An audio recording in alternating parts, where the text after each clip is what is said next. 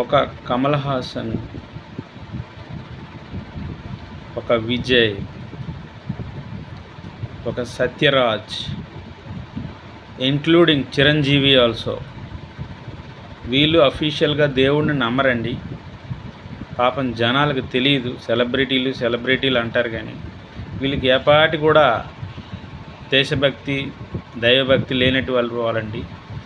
మనం ఆలోచించాలి, మనం ఎవరిని అభిమానిస్తున్నామో, ఏ నేతలను అభిమానిస్తున్నామో, ఏ అభినేతలను అభిమానిస్తున్నామో మనం కొద్ది కాన్షియస్నెస్తో ఉండాలండి.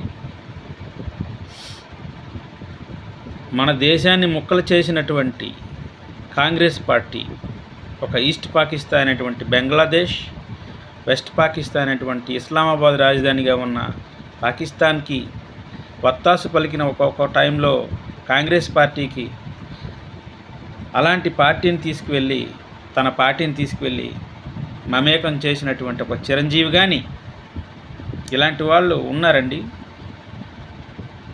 బలహీనంగా ఉన్న కాంగ్రెస్ పార్టీని బలోపేతం చేసే విధంగా ప్రయత్నించినటువంటి ఒక చిరంజీవి కానీ, ఇతనిలో దేశభక్తి ఏముందో మీరు నిర్ణయించండి. పని సోకాల్డ్ అభిమానులారా, అతను అభినేత మాత్రమే, నేత మాత్రం కాదు.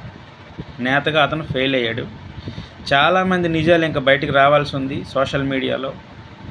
ఎన్నాళ్ళు మీరు రంగు రాసుకొని పెద్ద మనుషులుగా చలామణి అవ్వగలరు చెప్పండి? మీ నిజ జీవితాలు ఏనాటికైనా సరే ప్రజల మధ్యలో తేలాల్సిందే. మీలో ఉన్న భక్తి, దేశభక్తి అనేది ఎంత అనేది తేట తెల్లమైపోతుంది. అది విషయం.